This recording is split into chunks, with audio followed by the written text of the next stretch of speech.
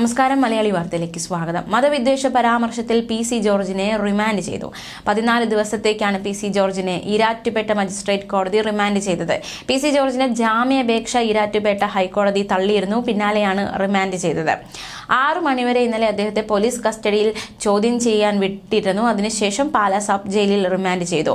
PC. ജോർജിനെ കസ്റ്റഡിയിൽ വേണമെന്ന് പോലീസ് ആവശ്യപ്പെടുന്നു. 2 ദിവസത്തെ കസ്റ്റഡിയായിരുന്നു പോലീസ് ആവശ്യപ്പെട്ടത്. പക്ഷേ ഇന്നലെ വൈകുന്നേരം 6 മണിവരെ മാത്രമായിരുന്നു കസ്റ്റഡി വയ്ക്കാൻ അനുവാദം കൊടുത്തത്. പിന്നാലെ റിമാൻഡ് ചെയ്തു.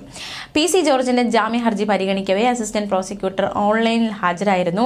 അഡ്വക്കേറ്റ് സിറിൽ ജോസഫ് ആയിരുന്നു പി.സി. ജോർജിന് വേണ്ടി ഹാജരായത്. ആരോഗ്യ പ്രശ്നങ്ങളടക്കം ചൂണ്ടിക്കാണിച്ചായിരുന്നു പി.സി. ജോർജിന്റെ അഭിഭാഷകന്റെ വാദം. 14 വർഷമായി രാത്രി ഉറങ്ങുന്നത് ഓക്സിജൻ സപ്പോർട്ടിലാണെന്നതിന്റെ രേഖകളും പി.സി. ജോർജ് കോടതിയിൽ സമർപ്പിച്ചു. എന്നാൽ പി.സി. ജോർജിന്റെ അഭിഭാഷകന്റെ വാദങ്ങളെല്ലാം നിരാകരിച്ചായിരുന്നു കോടതി പി.സി. ജോർജിനെ റിമാൻഡ് ചെയ്യാൻ ഉത്തരവിട്ടത്. ജനുവരി 5-നാണ് ചാനൽ ചർച്ചയ്ക്കിടെ പി.സി. ജോർജ് മുസ്ലിം വിരുദ്ധ പരാമർശം നടത്തിയത്. യൂത്ത് ലീഗ് ഈരാറ്റുപേട്ട മണ്ഡലം കമ്മിറ്റിയുടെ പരാതിയിലാണ് പോലീസ് കേസെടുത്തത്. കോട്ടയം സെഷൻസ് കോടതിയും പിന്നീട് ഹൈക്കോടതിയും പി.സി. ജോർജിന് മുൻകൂർ ജാമ്യാപേക്ഷ തള്ളി.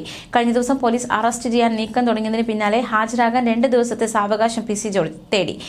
പിന്നീട് പോലീസ് സ്റ്റേഷനിൽ ഹാജരാകുമെന്ന് അറിയിച്ച പി.സി. ജോർജ് നാടകീയമായി ബി.ജെ.പി. നേതാക്കൾക്കൊപ്പം എത്തിയാണ് ഈരാറ്റുപേട്ട മജിസ്ട്രേറ്റ് കോടതിയിൽ കീഴടങ്ങിയത്. കോടതി കേസ് പരിഗണിച്ചപ്പോൾ പി.സി. ജോർജിനെതിരെ നേരത്തെ രജിസ്റ്റർ ചെയ്തിട്ടുള്ള കേസുകളുടെ റിപ്പോർട്ട് അടക്കം പോലീസ് സമർപ്പിച്ചിരുന്നു. എന്തായാലും കഴിഞ്ഞ ദിവസം അദ്ദേഹത്തിനെ വൈദ്യപരിശോധനയ്ക്ക് അടക്കം വിധേയമാക്കിയിരുന്നു. എന്തായാലും ഈ ഒരു വാർത്തയുമായി ബന്ധപ്പെട്ടുള്ള ചില ദൃശ്യങ്ങൾ കാണാം.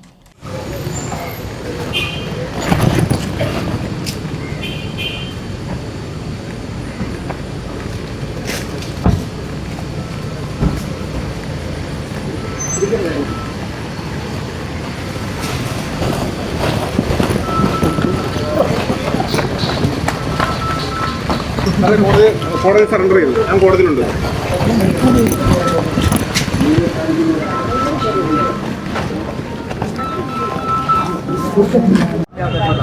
അദ്ദേഹം തന്നെ പോലീസിൽ അറിയിച്ചിട്ട് ഞാൻ ഈ സമയത്ത് വരും. പിന്നെ ഇത് നടക്കുക എന്ന് പറയുന്നത് ചില ആളുകളെയൊക്കെ തൃപ്തിപ്പെടുത്താനും ചില ആളുകളെ ഞങ്ങളാണ് ഇത് കൊളഞ്ഞിട്ട് അല്ലെങ്കിൽ അങ്ങനെയാണ് അദ്ദേഹം അവിടെ അറിയിച്ചിട്ടുള്ളത്. ഒന്നുമല്ല, അദ്ദേഹം വേറെ പാർട്ടിയുടെ ആളുകളുമായിട്ട് സംസാരിക്കാൻ വേണ്ടി എത്തിയിട്ടുള്ളത്. പോലീസ് ഒരു അനുമതി നൽകുന്നില്ല എന്നുള്ളത് പോലീസ് പാർട്ടി പൂർണ്ണമായി